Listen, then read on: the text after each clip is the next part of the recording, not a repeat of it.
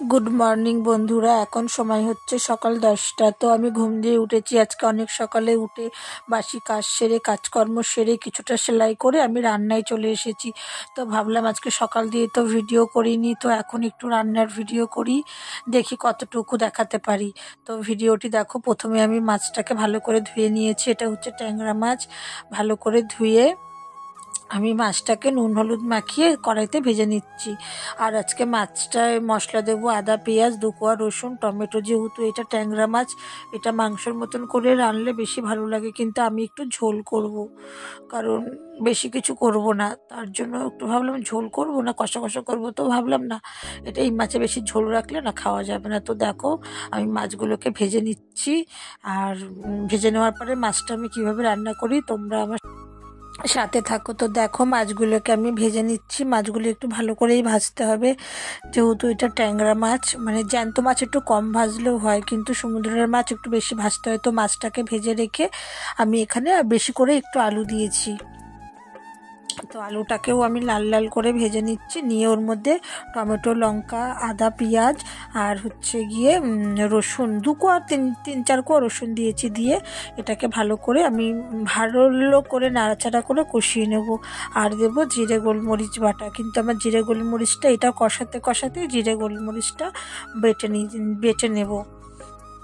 তো দেখো ফাইনালি আমার কষানো প্রায় হয়ে গেছে।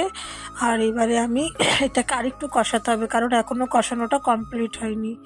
তো দেখো মাছটি কীভাবে রান্না করি সেটাই দেখো।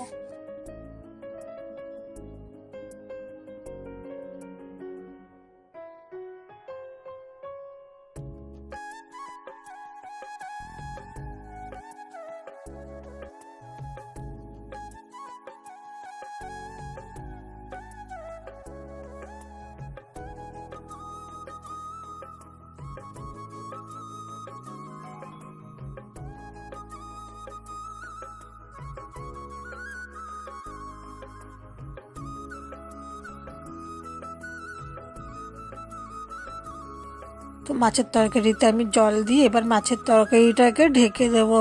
মানে এক গ্যাসে আমি মাছের তরকারিটাকে বসিয়ে দিলাম, আর অন্যদিকে আমি বেগুন ভাজবো। তো তার জন্য এই যে আমি বেগুন ভাজাও বসিয়ে দিয়েছি। 2 গ্যাসেই রান্না করছি, কারণ অনেকটাই বেলা হয়ে গেছে। যেহেতু সকাল দিয়ে সেলাই করেছি, তার জন্য এখন অনেকটাই বেলা হয়ে গেছে। তো বেগুন ভেজে ভাবছি মাছের ঝোলটা না মানে অনেকটাই শুকনো শুকনো করে ফেলেছি। তো ভাবলাম তা শুধু বেগুন ভাজা আর মাছ দিয়ে না দুবেলা হবে না।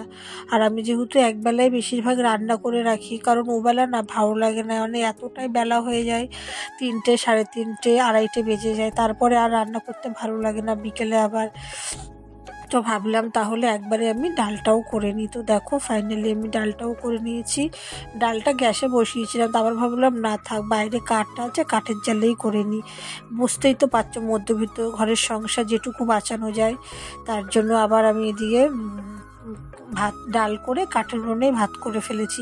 আমি মাছ আর বেগুন ভাজাটা ঘরে করেছি, ডাল আর ভাতটা গ্যাসে মানে কাঠের উনুনে করেছি। কারণ গ্যাসটা যে একটু বাঁচলেও তো আমারই ভালো না। আমি হয়তো খুব একটু হিসাব করেই চলি আমি। তো দেখো ফাইনালি আমার রান্নাবান্না কমপ্লিট হয়ে গেছে। আর এদিকে আমি হচ্ছে গিয়ে খেতে বসে গেছি। আজকে হয়তো আমি হিসাব করে চলি বলেই আমার উন্নতি হয় না, জানো তো বন্ধুরা। খুব হিসাব করে চলি। এই যে দুবেলা রান্না করবো, একবেলা রান্না করে নিলাম। আবার গ্যাসে রাঁধতে রাঁধতে কাঠের উনুনে রান্না করতে চলে এলাম। দেখো এমনিতে বেলা হয়েছে তারপরেও। তো ভিডিওটি আর বড় করলাম না, ভিডিওটি এখানেই শেষ করলাম। বাই।